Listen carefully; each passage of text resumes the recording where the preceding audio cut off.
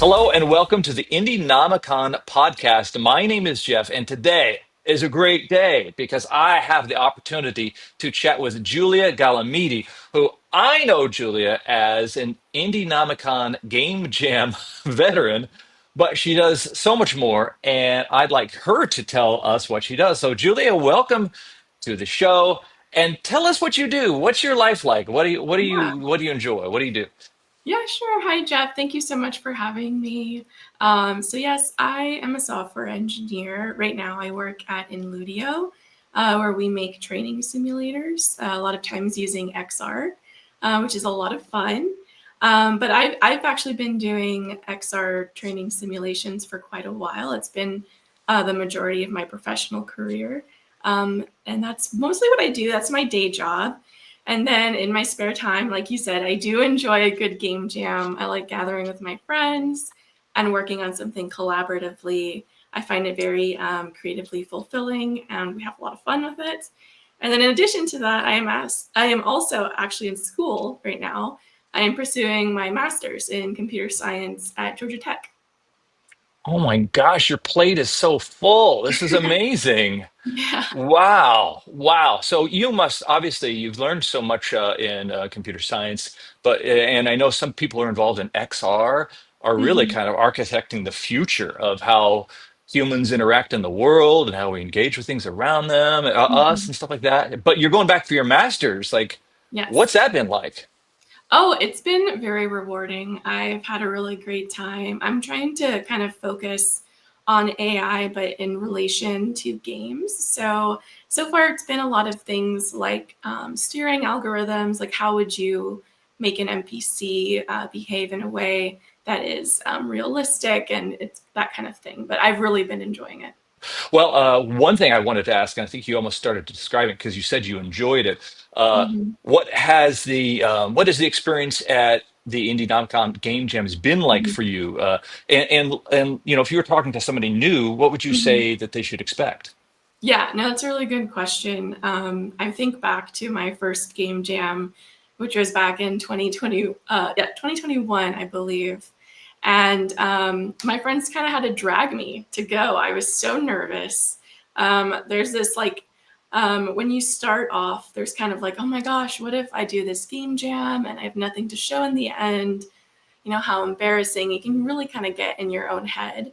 But no, going to the game jams has been like, I mean, I tell everyone like you really just need to go out there and try your best. Worst case, you've learned something new, which is incredibly valuable, right? Like you're absolutely going to learn something new, and that's a guarantee. And learning to work with different people is a very important skill as well, because maybe you get comfortable with your coworkers at work, and then you can kind of learn how to work with people that have different skill sets, and you just get exposed to a lot of things that you don't necessarily get exposed to at work, which is really great. I think it's a great growing opportunity.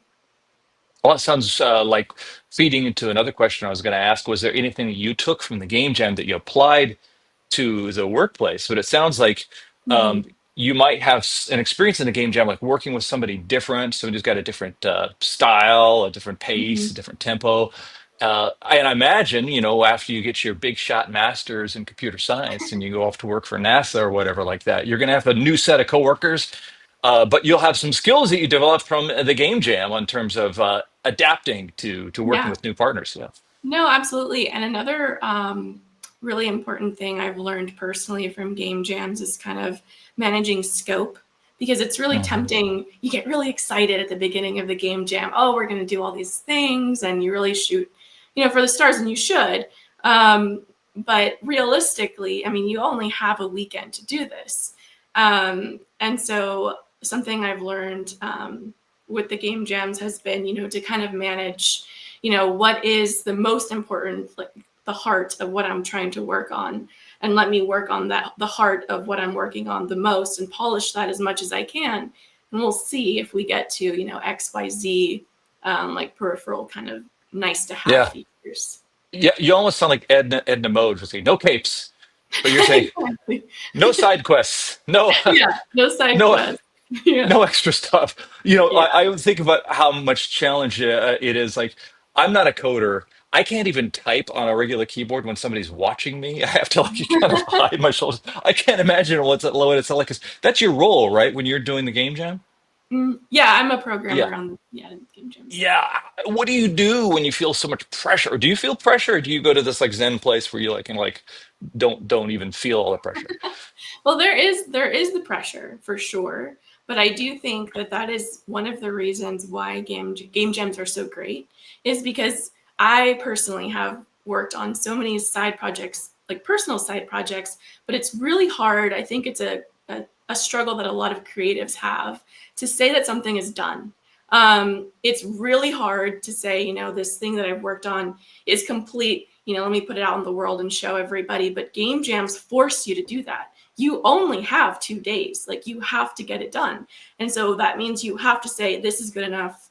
It's time to move on. And that's something that I think is really important, and something I've learned from the game jams is being able to say, as a creative, I want to scrap this and re-architecture my code in a way that's more efficient, more modular, but realistically, that is not possible in the time frame. I need to move on. Hmm.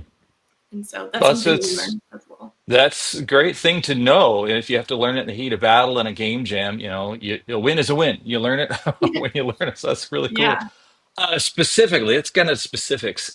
Can you identify a stressful or celebratory moment, like a game jam iconic moment, uh, yeah. that you would take Mhm. with you for the rest of your life?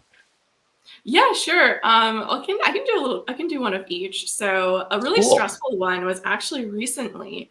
So we decided our team typically does our games in Unity. We're very comfortable in Unity. We're pretty quick at Unity. But for the latest game jam, we kind of wanted to try something new to kind of challenge ourselves, and we developed using Meta Horizon Worlds, which Oh was very wow. yeah, which was Yeah. very new. Well, the desktop editor for Yeah. Meta Horizon World had just come out like 3 days before the jam. Wow.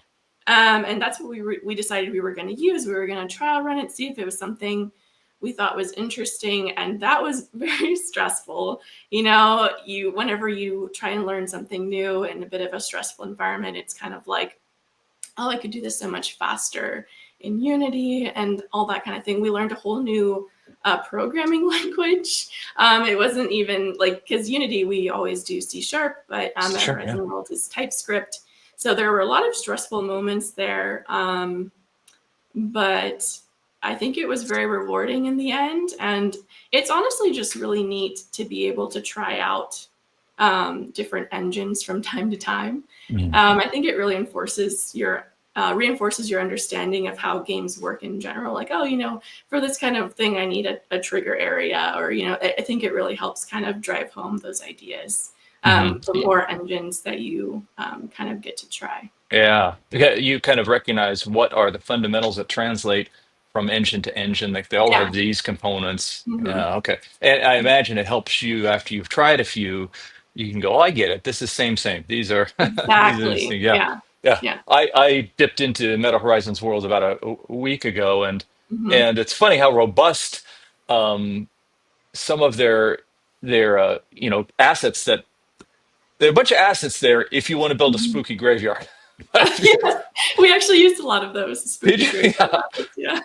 I was telling some friends, hey man, if you want a spooky graveyard, we're set. Fantastic. Um, but otherwise, there's a random thing here and there. But oh Yeah. no, I'm anybody from Unity out there who wants or sorry, Facebook or Meta or whatever. We love it. Hmm. We love it. Keep it coming. Keep adding stuff. So yeah, I also know importing assets into that has been kind of a challenge. Yes. Yeah. Uh, That was a lot of the challenges we had. Hmm. yeah, I thought, oh, cool, just drag and drop. It's like, oh no, oh no.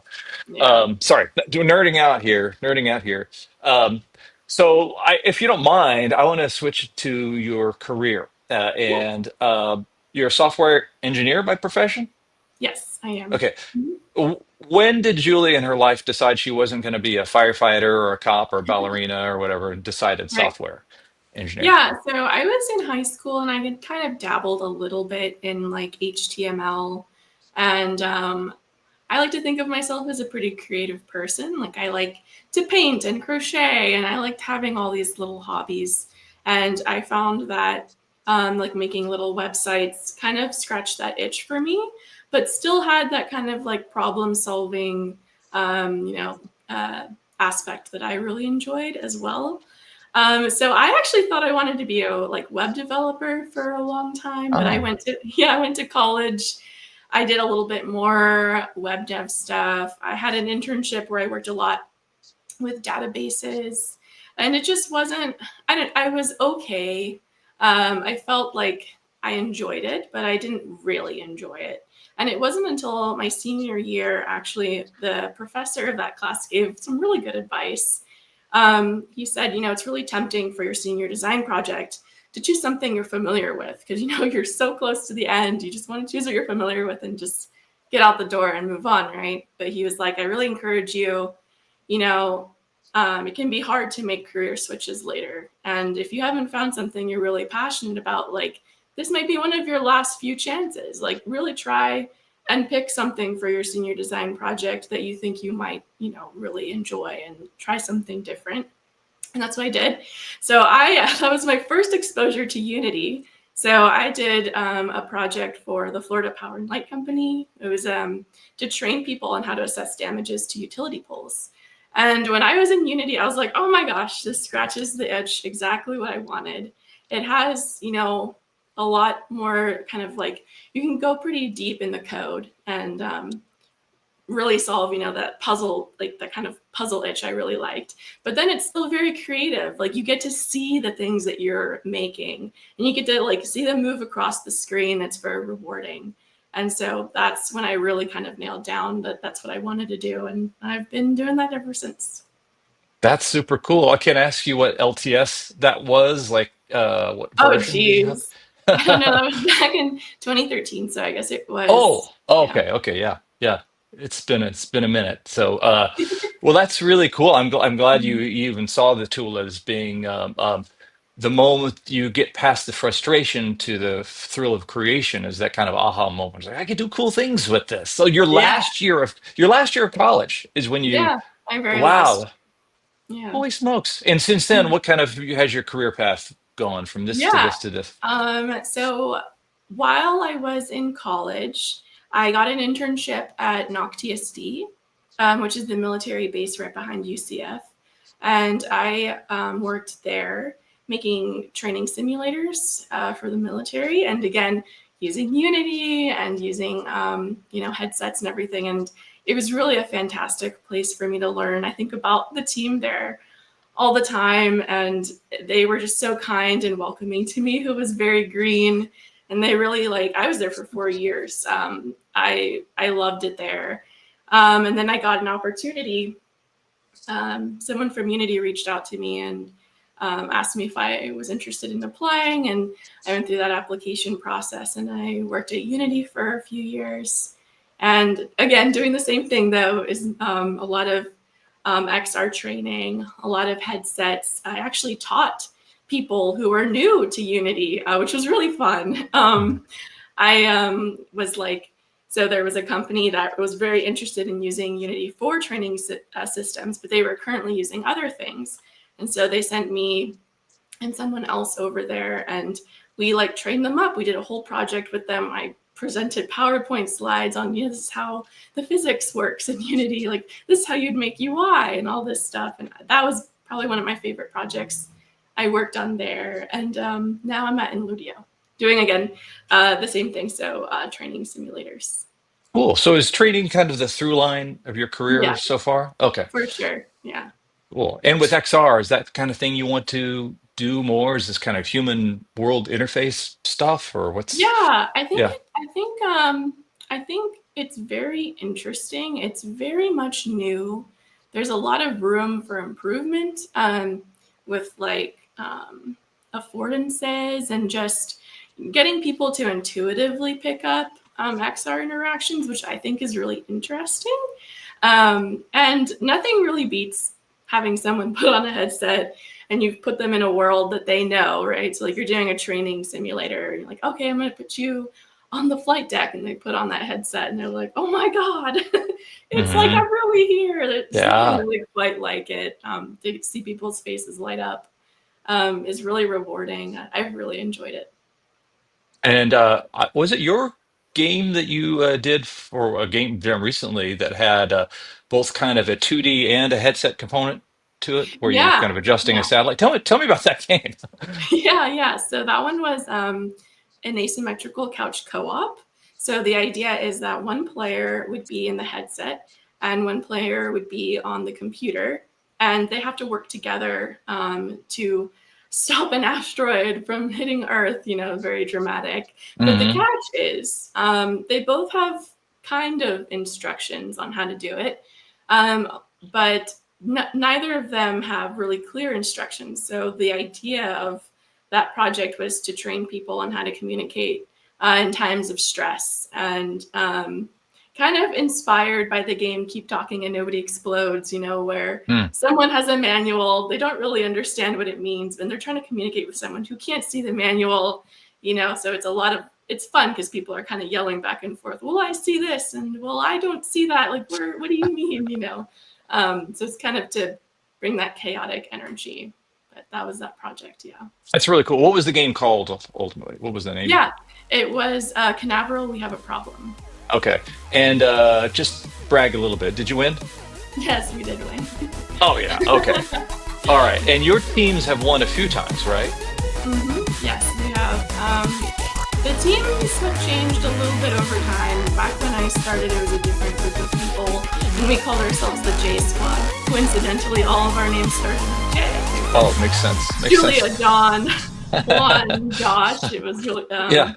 But as we've added more people to the team name has changed and such. But no, this last game jam was my first place. That's really cool. What's the have you lost the feeling of exhilaration of winning, or is it just at the end of a stressful time? Describe the experience.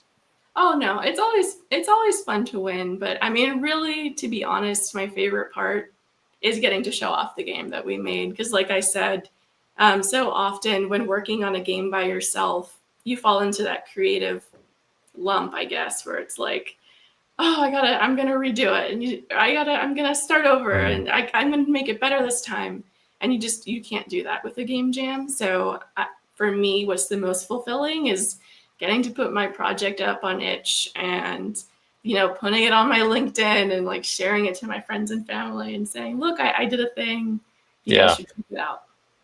Yeah, that's really cool. And so many uh, worlds of production and development, things never finish, or when Exactly. they do Yeah. finish, they're still not finished. You're going to Yeah, add on and add on. So it's kind of nice to kind of put it out it's there in the fun. universe. Yeah. Yeah. Uh, so some guidance that you would like to provide for Mhm. someone else in this field. It sounds like you've been through some different organizations and you had some different roles. Is there any kind of Jedi wisdom that you would impart to somebody who's considering this field or is early in this field? Yeah. Yeah, absolutely. I'd say something I didn't figure out until much later is that there's so many free resources for learning game development. Obviously, there's YouTube, which is how I feel like everyone starts out, and it's a great place to learn. You got awesome YouTubers like Code Monkey and I Heart Game Dev and Brackies and everyone. So that's a great place to learn. But also, I would encourage you to kind of look out in your community because if you're in Orlando, how we met Jeff. Yeah. Juan Rivera in Orlando teaches game dev and 3D modeling and animation at the Melrose Center, and it's free for anyone to join. And I think I wish I had known about that earlier. It's really such an awesome resource that we have. I don't know why it's not shouted from the rooftops, but it should be. And Indienomicon even does the what's it called, the meetups once a month, and they do a lot of teachings there as well. And there's even the Orlando Unreal chapter that started recently that is also doing tutorials and lessons. So like, there's so many resources. I'd really encourage people who are interested in it to go out and look and see what you find. You'd be surprised. Absolutely. I agree wholeheartedly. It was fun to meet you at the classes offered by the Melrose Center, which is the kind of the cool word for the second floor of the downtown branch of the Orange County Library System. Yes. Um, but we were online, so you could really access it from just about That's anywhere, probably true. within Florida. I don't know. I don't Yeah. know. I'm not sure. Yeah. And the obviously the boon from that is, from a YouTube video, yeah, you could probably ask a question in the comments, but Mhm. Juan Rivera will answer your question right there in real time, and he's Yeah. incredibly knowledgeable and incredibly patient Mhm. with noobs Just like very me. patient. Yeah. Yeah. That's great. Yeah, so that is really cool. A great advice for somebody who's starting out. I know when I was starting with Unity, one challenge was that a lot of uh, the software had surpassed the tutorials. So you would Mhm. find, an old tutorial or old this or old that, and I Oh, would be working on a different version of the software. Somebody else said, "Hey, dummy, download an older version of the software, and it'll be current." But yeah, so many resources out there. I imagine if you were to try to learn falconry or something, there's probably much fewer resources that you could go on YouTube and find. So that's a real cool mhm. thing.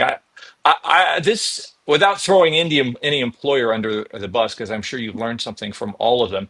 Oh, You've yeah. worked for Mhm. big companies and Mhm. you've worked for smaller studios and things like that. What are the benefits of each, and do you have a feeling of where you like to work? Yeah, no, that's a really good question. I'd say there's definitely pros and cons to both, like you said. At a big company, I mean, you can sometimes feel a little bit just like a number, like most people probably don't know you. Um, but there is something really cool about a big company, whereas if you're having an issue on a specific topic, most likely there's someone there that's like an expert in that very specific topic that you can reach out to and get help from. That's something kind of unique to a bigger company, which is really cool. But with a smaller company, I like everyone knows you. I feel like it's a lot more. You get to really know your coworkers, which is really nice. So yeah, I mean, there's pros and cons to both. Absolutely. Well, Yeah. that's really really appreciate the opportunity for you to chat with us today. And a lot of Mhm. the resources that you shared, I want viewers and listeners to know that look in comments. We'll have links to all the things that Nice. Julia talked about in terms of resources and ways to learn. So we want everybody else to kind of grow and learn through this platform here. One thing I'm going to do right at the end here. No, let's see. I'm going to wrap. I'm going to wrap, and we'll do this other part as a bonus content. So there'll be a cut there. Um, Julia Galimidi, I hope to see you at an upcoming Indienomicon Game Jam or Dev Day. And I just want to say I'm so grateful that you've talked to me today on the Indienomicon podcast and shared a lot of your wisdom and experience in this fun, crazy circus that is Indienomicon. And thanks so much for being on the show. Thank you for having me.